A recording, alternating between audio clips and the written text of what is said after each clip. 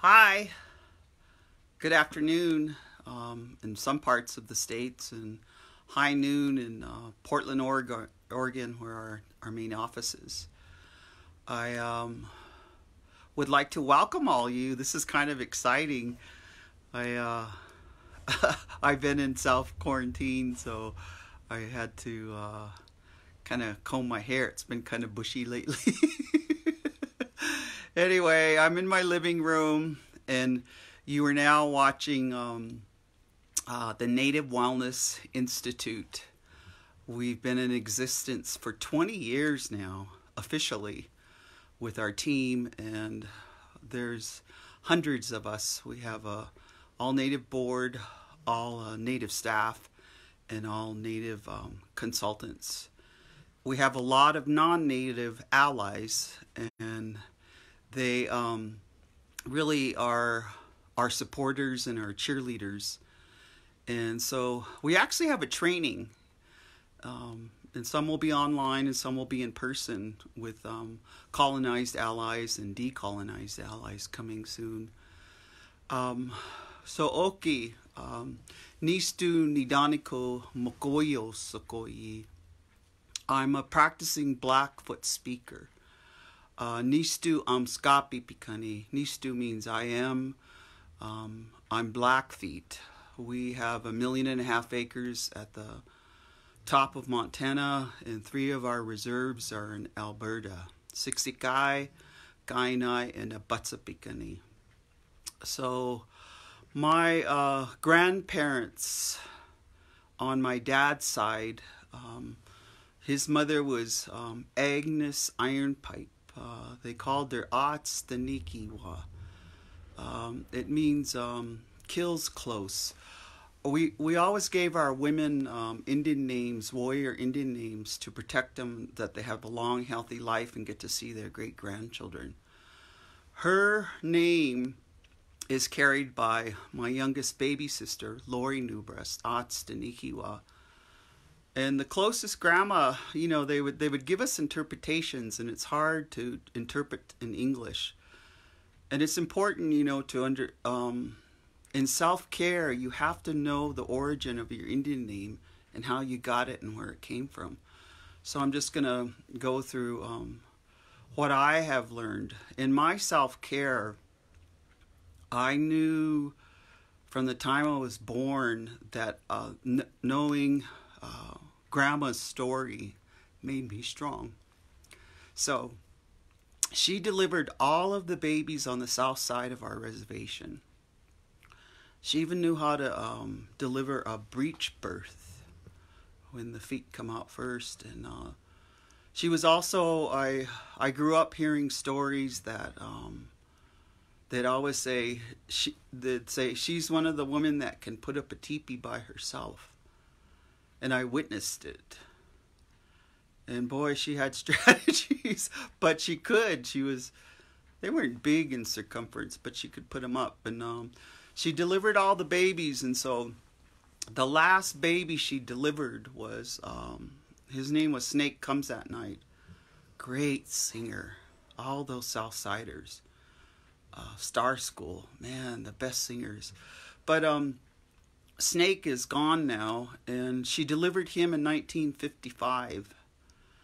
And then after that, they made all of us take any of our pregnant women to the hospital. So that was our first colonization process, is thinking we had to go to the hospital.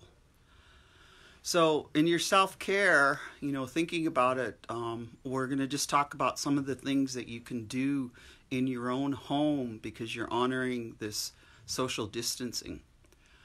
I just want to say, there's a lot of supporters to this. The Noise Foundation, NICWA, we have several others, we'll list them, who really think that the Native Wellness team have a message to get out to the world. So they're actually supporting us so that we can bring you these power hours. I mean, like power hours. I was thinking about, I just came from my walk, and I was walking in the snow, and some of it was knee deep, and I was trying to make a little song about power hour, power hour. And then anyway, some Motown came in my head, and I was doing a little bit of Cool Jerk. And then I'm a traditional dancer. So one of the things I always do, and you might think it's goofy, but when I'm walking out there, I always pretend I got my outfit on, and I dance for the trees. I dance for the birds. I dance for the animals. And of course, my mother taught us to dance for the people that can't dance. So there I was out there, and sheesh, I kind of biffed it because there was a part I went in over my knee, but I had a song in my head, and then I thought, so my grandma, Atstanikiwa, was the one who gave me my first Blackfoot name, Ukstokama.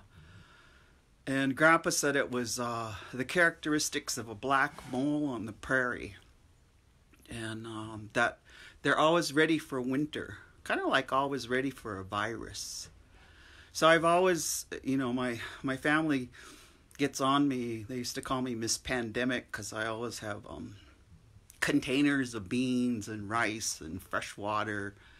And my dad just said, this is just dad, our Blackfeet men, they have a strength of a warrior. You say, just get bullets, and then if it gets bad, you can get everything else you need. But that was dad. So instead of, getting more bullets, Native Wildness Institute is having these power hours, and we hope it could be like a power bullet to you to maintain your wellness, your mind, body, and spirit. So Grandma, some of the self-care that I'm going to share in this hour, and we're going to continue these, so we'll have many more, is she taught us a lot about plants. She taught us, and then in our DNA was transferred knowledge. My sister Lori's probably the most gifted, but we have a lot of, before this hour ends, I'm going to talk to you about the cure or the maintenance for diabetes. So Grandma had all that knowledge, and what is really trippy right now is one of her medicines was, she used to, and Aunt Cecile rides at the door, one of my dad's older sisters told me this story, is the grandma had a cure for any kind of skin disease. And she said Grandma used to, she would kill a skunk, or if she found a skunk dead, she would bury it for 4 days, and she'd sing over it. And on that 4th day, she would take it out, and she'd take the fat, and she would render that fat. And she did some other things to it, but when people would come to her, like if they had sores or psoriasis, all these other kind of skin diseases, she would give them that, and then they would put it on, and some of them would heal in a day. So that's the kind of knowledge she had. And what I noticed, this type of knowledge, it's not utilitarian, like it's not a Google thing. It's I think the longer you try hard, pray and fast, it comes into your dreams. So another area I want to talk about in our self-care is really practicing remembering your dreams. So that's Grandma. So then her husband, his name is Sam, and we want to say Eagle Ribs Enault, Prairie Chicken, New Breast. He was born in 1900 when the berries were ripe. And that's important because, back then they didn't record dates. It's just when the berries were ripe. So that could have been anywhere between like mid-June up until, like, if they had a second rain, they'd have a second set of berries up into September. So sometime around then. And his biological father was John Enault Eagle Ribs. But John had, several women and several kids. So we're related to the Blackmans. We love them. The Rutherfords, we love them. The Prairie Chickens, we love them. We're now in our healing, in your self-care. Find out the history in your family.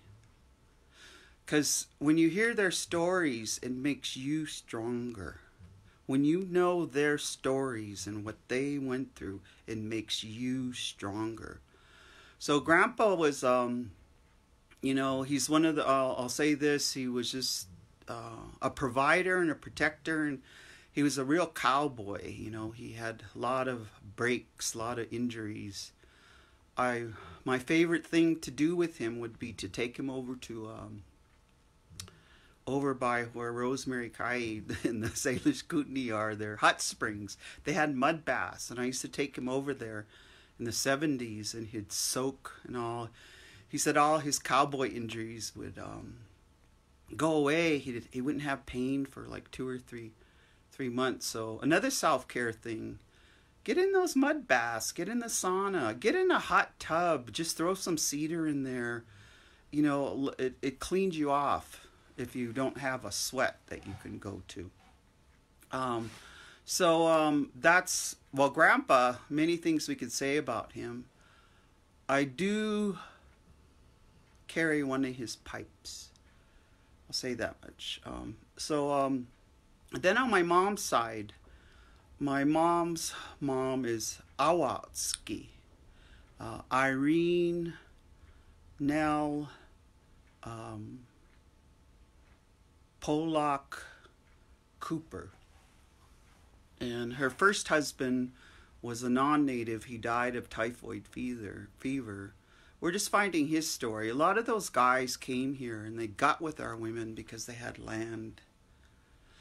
And then some of them accidentally fell in love with us. But he died of typhoid fever. He was a Pollock. And then she married John Cooper. And he left his family when he was a teenager, and we finally found them. They live in Wentworth, South Dakota, near Flandreau. And we've met them, and we maintain, it's really cool to maintain a relationship with them. And their 93-year-old, my grandpa's cousin, looked just like Grandpa. But it was really funny and this is, another self-care is, know all your relatives, make friends with your white relatives. We went over there, and when we met them, I could tell they were nervous, and they were prosperous. And there was Uncle Gerald, who was my brother uncle, and Aunt Carol Arrowtop, she was with us. And then my adopted daughter, Amanda Oldcrow, and Anuxkamapi Oldcrow, our little Chihuahua. Chihuahua has to go everywhere.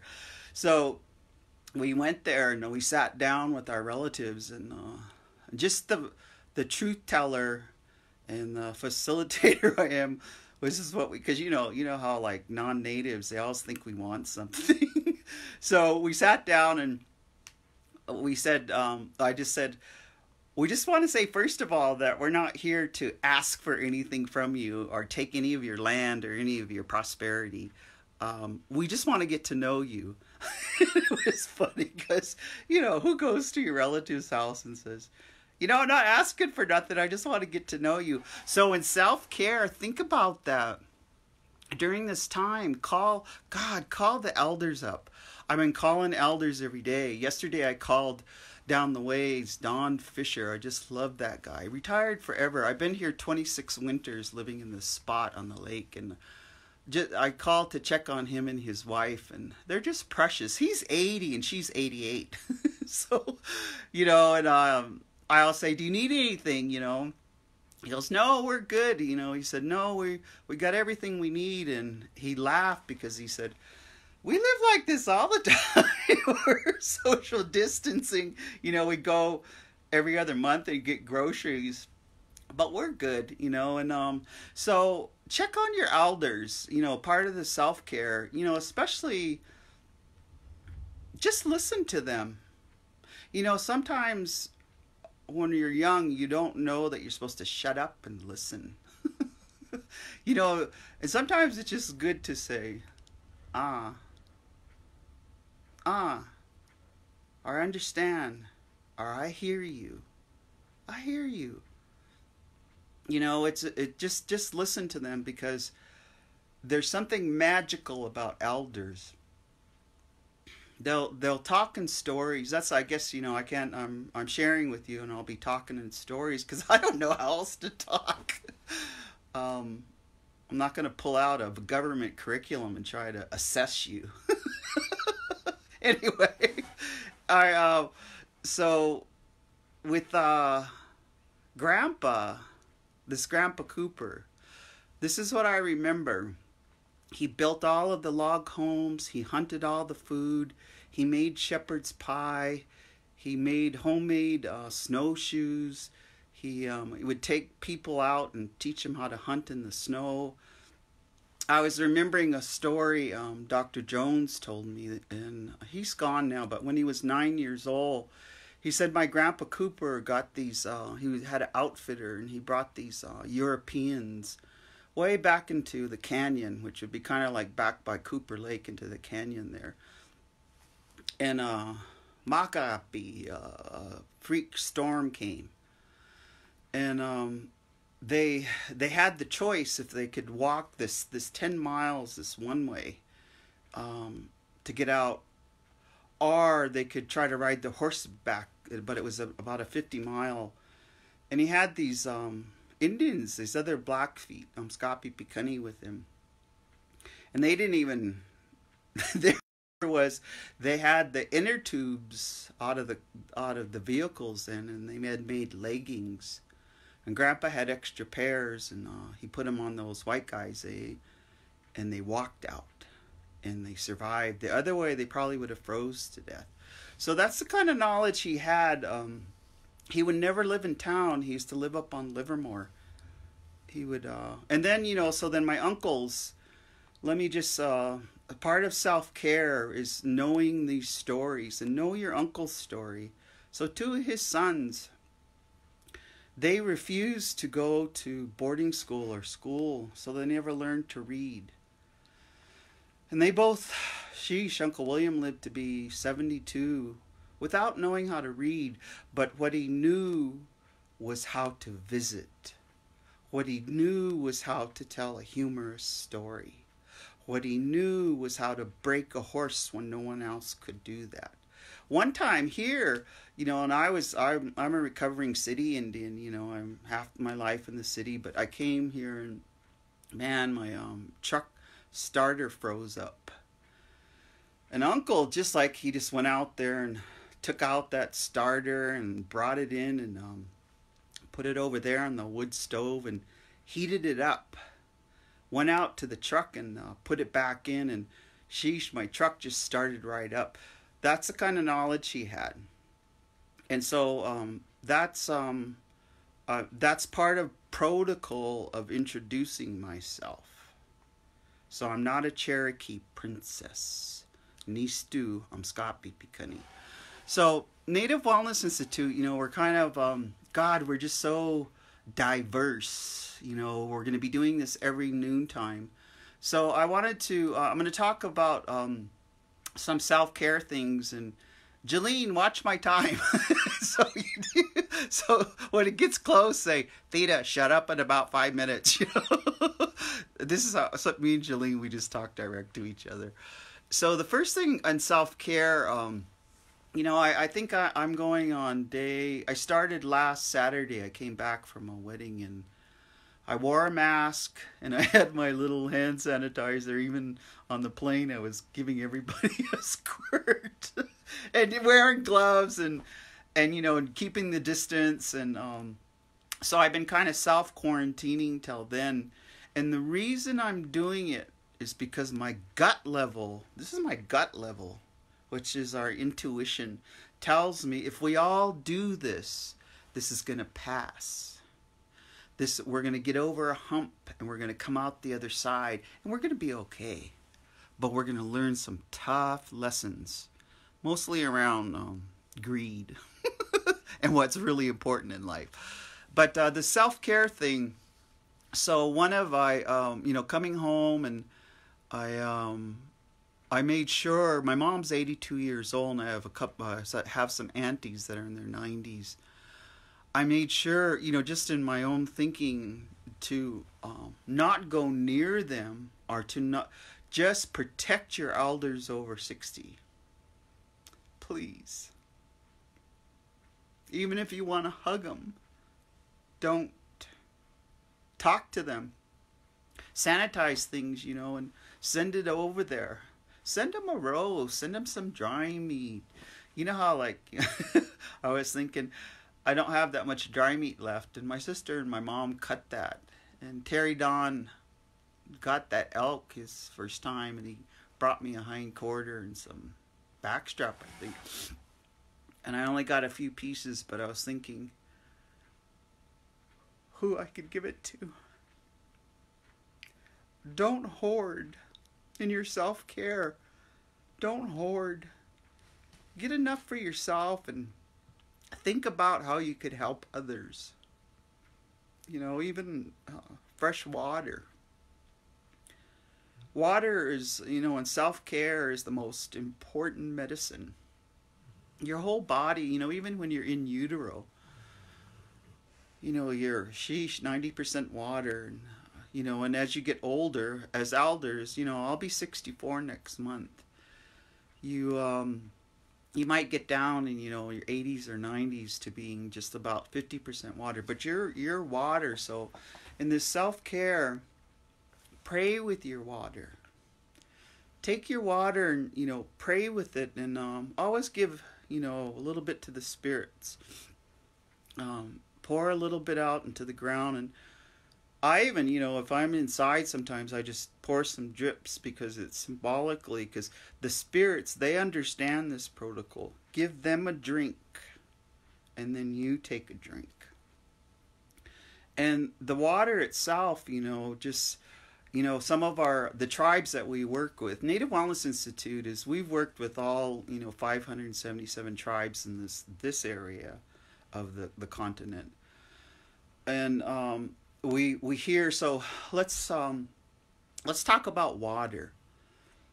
One of the self-care things you can do, of course, I know some people are sweating, and that might not be a good idea if someone's compromised health, or over 60, or has diabetes and some of those. But here's I learned this is a Maday. A lot of the Ontario and over that way, it's the old Indian trick, eh? I guess I'm going to be sharing, this is kind of like ask a old Indian. Some of us know some things, and some of us are just old. But this trick I've used in times when I was really healing from grief. They say just, take some of the sage and gossamer, 33 different kinds of sage we have that grows here. And boil about a gallon, and so for our Canadian relatives, about 4 liters. 4 liters is a gallon. When you live biculturally, you say mum, film, process, when you come across the border and you say process. You learn these things. So you boil about a gallon of water, and just take a handful of that sage, and if you got it, and boil it. Let all the medicine go in the water, and then let it set, because a lot of times medicine needs time to. It's almost like a magical process. It needs to gather from the universe and from the spirits. It's medicine. And so the Madays would say when you need to clean off, especially if you go around a dead body, or you're around one of those politicians. Anyway, just you could do it in your bathing suit, or you can get naked, or men with their shorts, and go outside, and after it cools, say your prayer. Beg Creator. Part of self-care is let yourself cry. So I might cry a lot during this, because I'm just trying to share with you the little bit I know. So take that water and just slowly pour it on the top of your head and let it come down just slow over your body and go into the earth. And that cleans you off. Another old Indian trick that I learned, this is over Coeur d'Alene, Lavina Louie, I just love our board member over that way, Lavina's people. We were having a healing over there once, and I seen one of these leaders, and I'll try, in Indian country, you just got to say names, be transparent, but this leader has been on council at that time about 26 years, and when she walked in, gee, she looked good. I was looking at her, and she looked bright. She looked had a kind of a little pep in her step, and we were visiting, and then I just I just asked her directly. I said, man, sometimes when I look at some politicians, because we need to be nicer to our politicians, not be asking for them all, just be good to them. It's hard to be in leadership. But I said, how come you look so good, man? You've been on council for 26 years, and dang, you're looking pretty good. Can you give me your secret? Anyway, she thought about it. We visited, because they think about these things. You have to wait. Sometimes you have to wait for an answer. We're not Google. You have to wait for an answer. Sometimes you're not ready to hear it, so people won't tell you the answer. Old Indians won't tell you the answer unless you're ready to hear it. So anyway, she finally said, my secret? She said, my grandma taught me that water could make sure you don't carry anything bad in your body. She said, so like if I've been the rough go, at tribal council meetings, or someone stabbed me in the back, a few more times like they do, eh? So she said, I'll just get a glass of water, and I smudge it, and I set it by my bed. I set it where I sleep. And when I sleep that night, I ask it to take anything, for the water to take anything, bad thoughts, bad bacteria, bad infection, anything like that, to take it out of me. So she said, in the morning, and then when you wake up, that water hears you, and it honors you, and it takes that out, just like a sweat. And she said, you take it out, and again you pour it into Mother Earth. So think about this earth stuff, pouring it into Mother Earth. A lot of your self-care is loving and letting Mother Earth help you. So she said, and when you pour it, she said, I guess you could say that's my secret. That's why I still feel healthy, even though I've been on council for 26 years. The other thing with that water teaching that she did say is, like, when especially, like now, yeah, this is a challenge, but so what? You've been through challenges before. You got to practice, just do the self-care and be better at it this time. So she said she notices when, especially she's around toxic people. And that was her word. And she said that water will sometimes look like it has like little bubbles in it. And then sometimes it was clear. So she said it just helped me clean off. So part of self-care is, in that medicine of the water. I have a few things I want to talk about in this self-care, and so I just have to, for some of you out there, I here's my my coin. It's a 31-year coin, and I went to, and I just really during this time help with the people who have addictions, because I've been hearing some people relapsing. I've been hearing people relapsing with maybe not drugs or alcohol, but an example of not taking care of yourself. If you're hoarding, especially if you're hoarding food, is you'll overeat. That might be okay. We'll just be all fat after the virus. No, I'm just saying. Self-care is a discipline. So part of the discipline, then I had to laugh because, and I'm not gonna. I'm just there's It's the God grant me the serenity. I've always carried this. I think Linda Herrera gave it to me. And it's your liabilities and your asset, because you have to take a daily inventory. So learning from that, even if you never had a problem with drugs and alcohol, or you think you didn't, everybody else knows. That kind we know those. My eyebrows goes up. They say, "Oh, I'm just to have a glass of wine now and then. I'm just a social drinker." Bull dookie. Anyway, think about discipline. So in self-care, they have a saying that you get pushed out of sorts if you don't honor what they call halt. And so just think in self-care that HALT stands for don't be hungry. So always carry something healthy.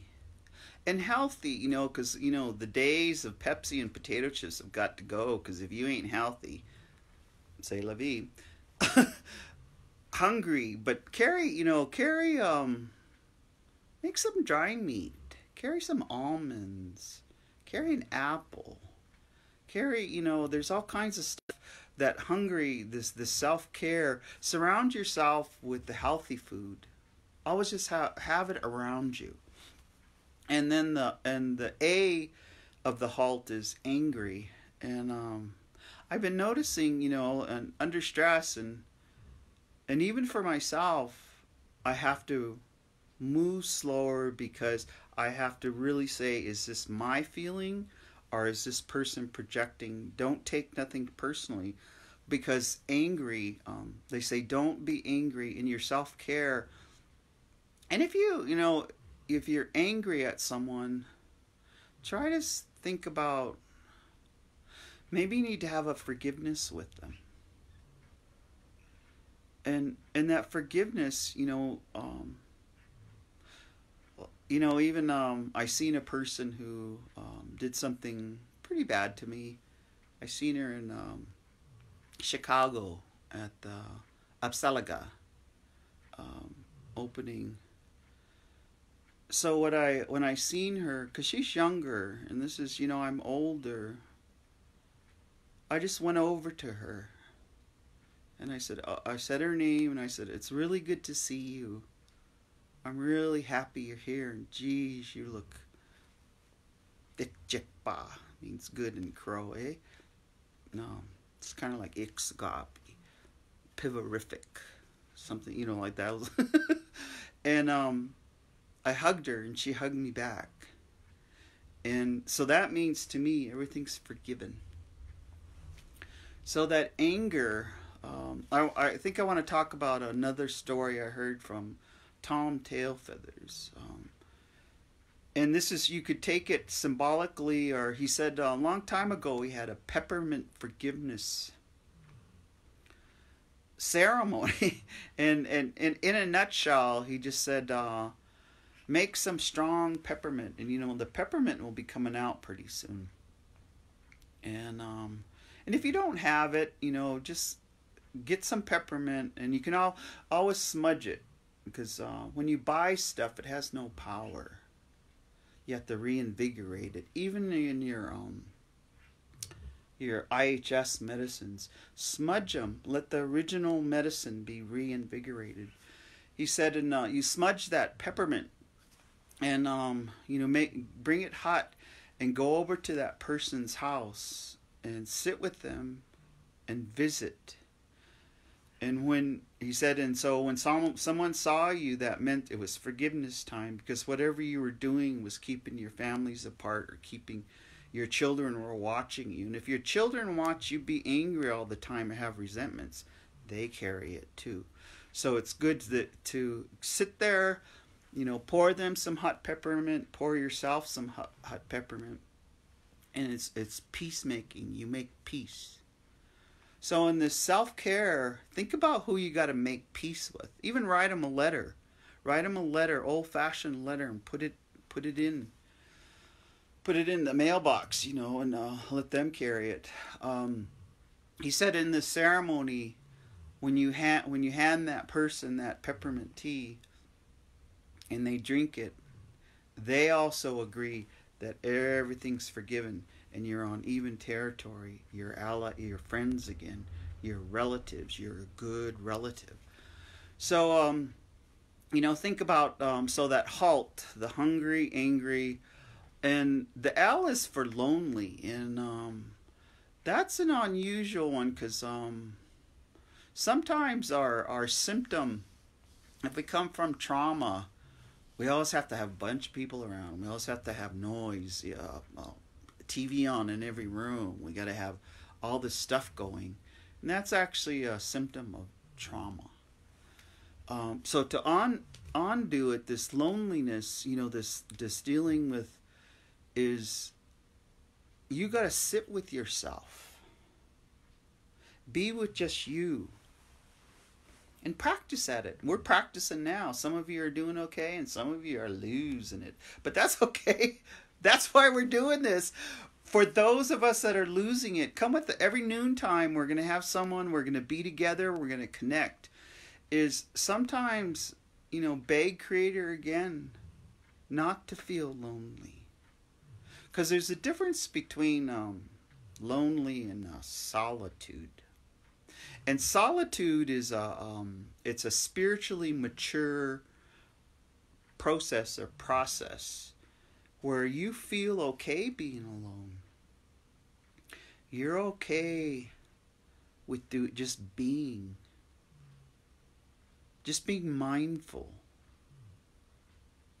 just breathing. Breathe. Pay attention to your breath. And just especially now, be grateful that you can breathe. That every breath you take in, you can feel it go down your diaphragm. You can breathe, and you can easily breathe. Because some of our relatives can't breathe good right now. And so that loneliness, some of the self-care, we got Netflix and we get the other stuff, and I do that. I mean, I binged a little on Walking Dead. That's one of my pleasures on Sundays, and I wasn't raised on TV, so but try to go for a walk. There's now evidence in wellness research that if you're not having a good feeling, and it could be a brisk walk or a medium walk, for 20 minutes, even a chronically depressed person, if you just grab their arm and start walk with them, that at the end of the 20 minutes, you get all of the endorphins going, and you get all of the blood flowing, and you're healing yourself by walking. So in self-care, get your butt. What the cost, man? Get off the couch. Get off the couch and get out there and move around or stretch. Do your yoga. Do something to increase your heartbeat. Man, if you could break a sweat. Like I was talking with some of my virtual powwow girlfriends. We were just trying to break a sweat, So here we were, at home and listen. Anyway, break a sweat. So this loneliness, sometimes you have to, you might have a loneliness if you're in grief and you really miss someone, or you might even, you workaholics, you might be missing your office and your workaholism. I don't know. But try to do things that make you happy. Figure out the music that you need to listen to. Maybe in a lot of, it's, even if you don't have a good singing voice, sing to yourself. Like it's like make a lullaby to yourself, your own little lullaby. that's soothing, that gives you comfort. Listen to, like Gene Tagabon. Gene, there's many, many, many Indian men and women that flute play. Someone gave me a flute, and so Gene, I'm asking you have to show me some notes. I was just playing around with it, and I don't know anything, and I'm kind of like tone deaf, but I thought maybe I'll just learn to soothe myself with my own flute. Plus, too, if you get really good, they're good romantic courting songs. You can flute away, that in the old days, they would just be out there and they could just razzle and dazzle with all that good flute music. So when you're lonely, that hungry, angry, lonely, look at, in the loneliness, I really ask you to connect to those of you who you think are isolating. The ones that are in trouble, reach out to them. And it's even, I was with I do a lot of counseling in many forms, but I was just noticing with some young people that tried to commit suicide, but they weren't successful. But I see them connecting. Connect to them. Send them a message. Just say, how are you doing today? I was thinking of you. And I was thinking of what a great person you were. I was thinking about, the time you did this. Just that connection. So there's many, there's a lot of stuff online. It's interesting. Even, for those of you who love someone who has an addiction, especially, or you have an addiction yourself. There's a lot of NA meetings online, AA, gambling, because one of the addictions you'll see go up, because people quit drinking if they don't find other self-regulation things. It's pretty natural. They go to a gambling addiction or a food addiction or a relationship addiction. That's an easy one. So just go on and listen. You don't have to say anything, but you're connecting. The important part for us right now is connection. And your most important is your connection to whoever you believe in. And we're not going to try to make you all Lakota or try to make you all Navajo or any of that. Find out who your ancestors were, and if they were diverse, practice a little of each of them. Just find your connection to a Shapatapi or Mahio or Tunkashala. Akpadadia, however you say creator, because I'll tell you, all of us have an expiration date. And when you're moving towards that last breath, you have to do some things of self-care so you have no fear. You're in a good place when you have no fear of death, because it's not bad. It's just another ceremony. And all these ceremonies, you're doing all these rites of passage so that when you get to that point, you accept it. They always say you come into the world and you're crying and everyone's smiling. And when you leave this world, everyone's crying and you should be smiling and grateful for all the things you did during that time that Creator gave you this time on earth.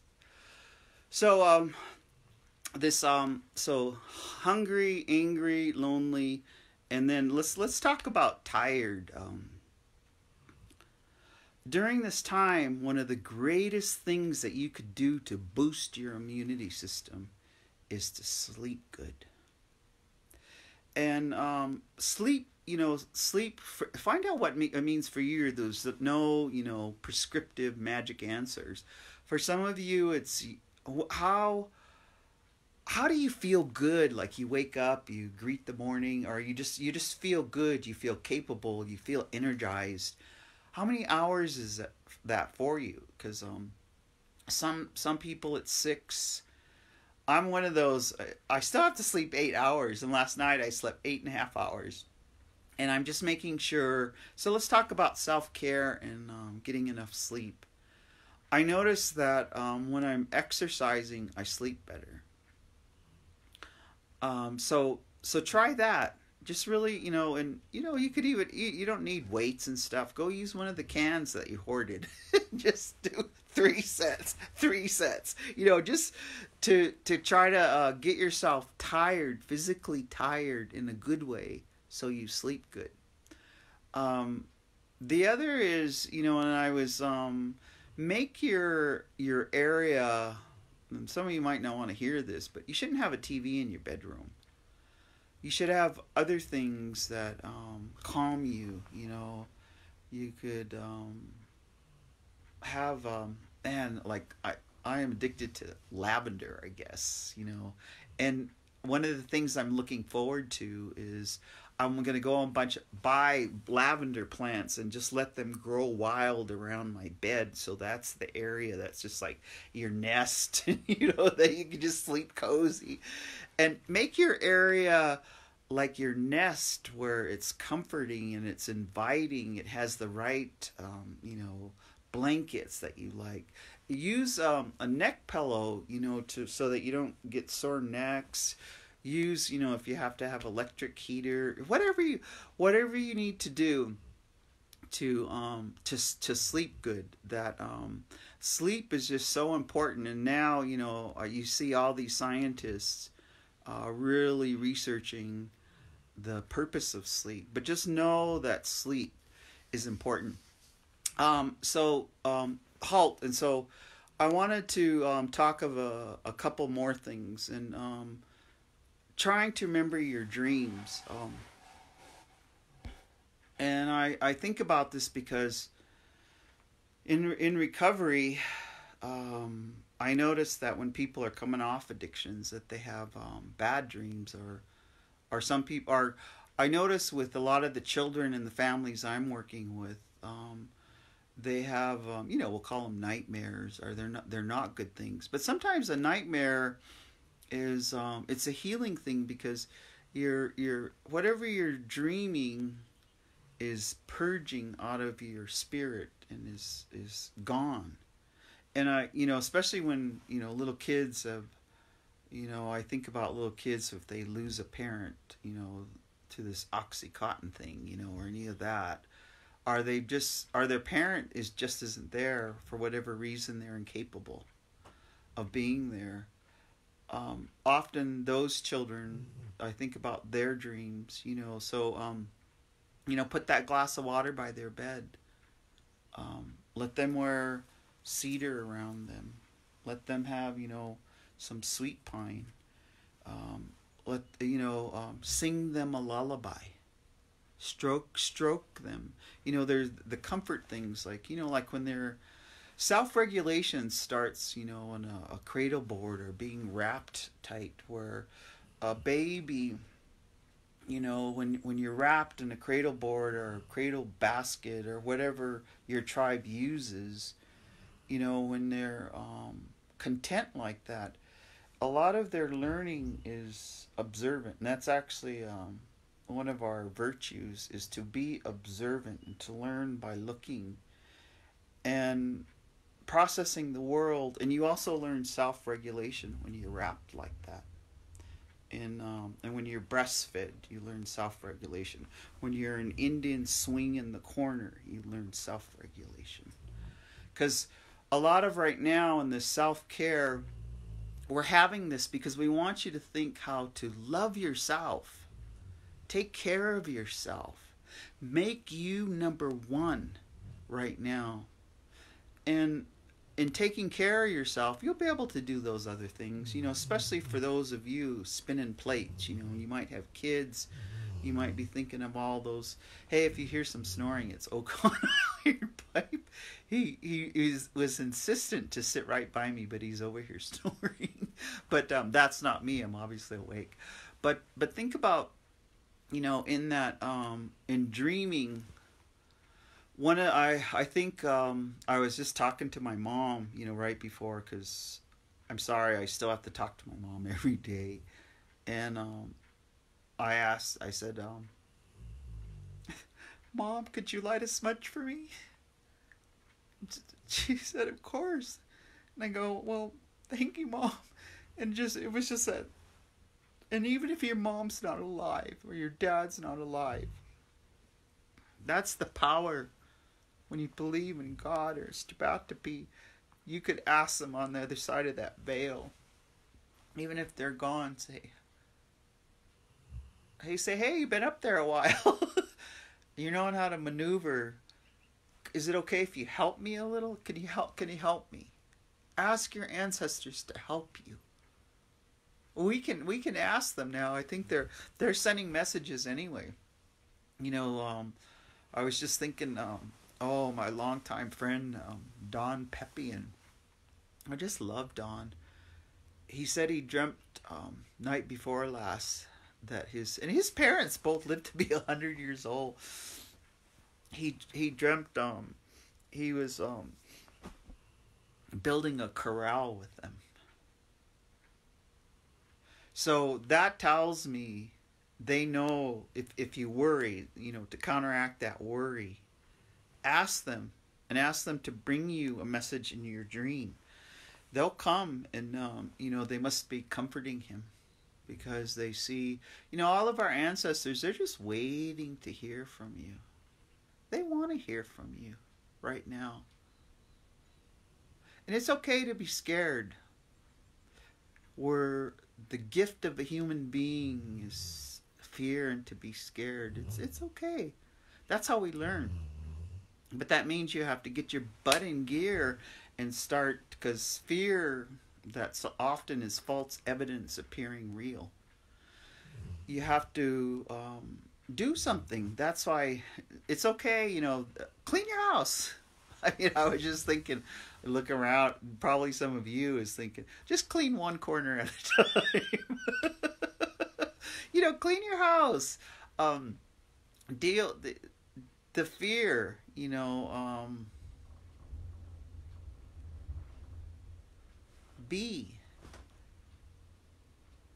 pray, sing, cook, laugh, reach out to someone. That's how that evaporates. That's how that goes away. Now, I guess I'm going to look a little, so Jolene, you tell me when to get close to kind of winding down.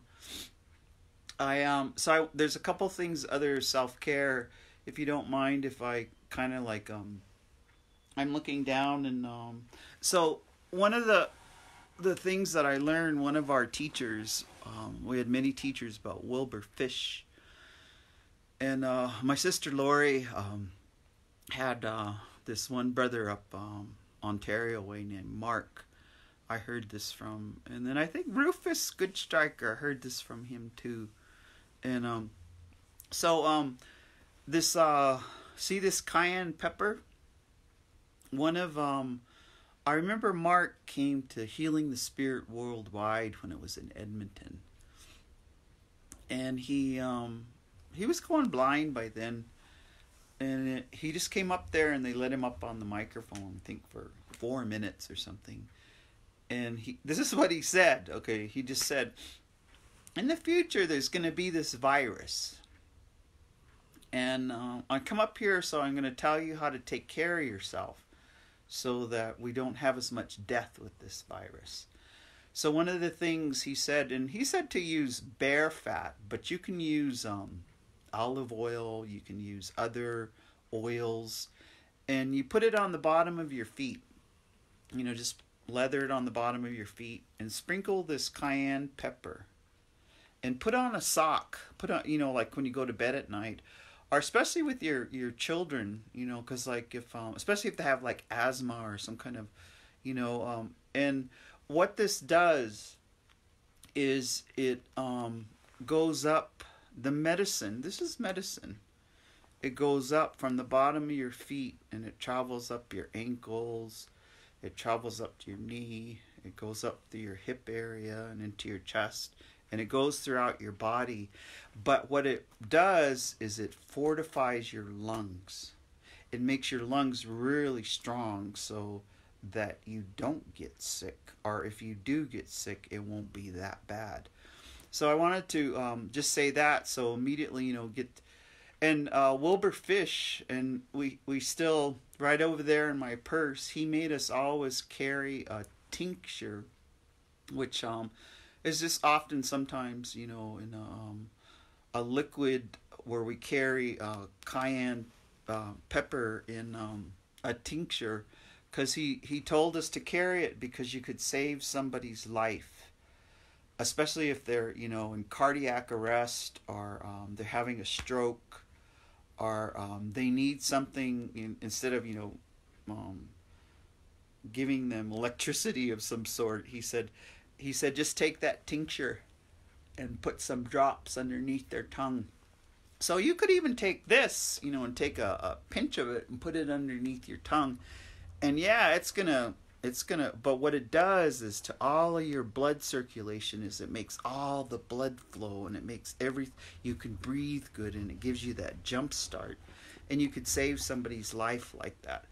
But to be proactive in health maintenance for right now during this time of the virus, just do this in the evening, and put your sock on when you go to bed, and it will help fortify your lungs. So that's part of self-care. Let's see. I'm just gonna look. So. Okay, my Charlene Prairie Chicken was calling me. Anyway, I have a couple more minutes, and so I wanted to grab this. And shout out to Sister Sky. But you can make a tincture, and this is smokeless smudge. Smokeless smudge. And so this right here, Native Wildness Institute, we try to have this to honor, because like a lot of people don't like smoke, or if you go into the hospitals and you want to pray with someone, oh God, that smells good. It's a sweet grass, but you can make this too. So, and it's good for those of you, that are doing the hot air dryers and the hot teas, and if it gets too hot, you could just do it on your face. And some of the self-care, you make the tincture. That would be something that your family could make together, and then you could just spray around. The other, in the last few minutes here of self-care, and this is just a plea out to you. In the future, we'll have another program on this. I wanted to just say a couple sentences about sexual discipline. Part of self-care is to treat your body like a temple. It's sacred. So, and I know some of you, with not having this time, we're going to have a lot more babies. but think about this thing of sexual discipline. In my sobriety, one of my mentors and my sponsors, when I came home, I didn't try to snag on anybody's husband. I didn't try to sleep with as many guys as I could. I practiced celibacy till I got myself back in a position where I could be a better partner. And that was hard, so I want you to think about sexual discipline as self-care. So no womanizing or no manizing. That's immature, childish thinking. Think about sexual discipline and romanticizing and courtship with the person that you're already with, or courting someone and respecting them way before you do have that communion together as and I'm not going to say man and women, because there's all kinds of genders. As many stars in the sky as that's how many definitions of gender there is. So I'm going to wind down. You guys are in my prayers. www.nativewellness.com. We're doing all kinds of things. We're facilitating things online. We're doing training. We'll come to you with hazmat suits on.